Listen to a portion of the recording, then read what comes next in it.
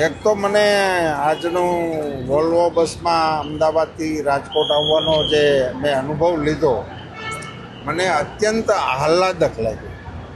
એકદમ સરળતાથી, એકદમ કમ્ફર્ટથી રાજકોટ હું પહોંચી ગયો, એ ખ્યાલ પણ નહીં રહ્યો. તમને બધાને આમ ખ્યાલ હશે કે આપણે માનસિક રીતે સ્વસ્થ ના હોય તો આપણી મનપસંદ એક્ટિવિટી આપણે ન કરી શકીએ. મેં અમદાવાદથી રાજકોટ સુધીમાં એક પુસ્તક વાંચી નાખી. હવે તમે એના ઉપરથી સમજી શકો કે મને બસમાં કેવો કમ્ફર્ટ ઝોન મળ્યો છે. એટલે ખૂબ આરામદાયક મુસાફરી કરવાનો યોગ થયો. રૂપાણી સાહેબના નિધનને 1 વર્ષ પૂરું થવા આવશે પ્લેન દુર્ઘટનાને. કેવી ખોટ અને કઈ રીતે એમની ખોટ લાગી છે?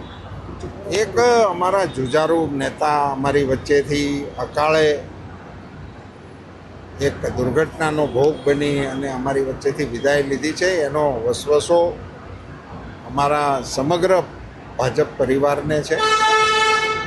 એક દિશાવાળો જણ, એક કોઝ માટે લડી શકે એવો આગેવાન આપણે ગુમાવ્યો છે. તેની ખોટ તો સદૈવ રહેવાની છે, પણ એમણે પ્રસરાવેલી સુવાસ અને એમણે શરૂ કરેલા કાર્યો એને સતત ચાલુ રાખીને લોકોની વચ્ચે એ સદૈવ એમના વિચારો સાથે અને એમના પ્રયાસો સાથે જીવશે એવી મને શ્રદ્ધા છે.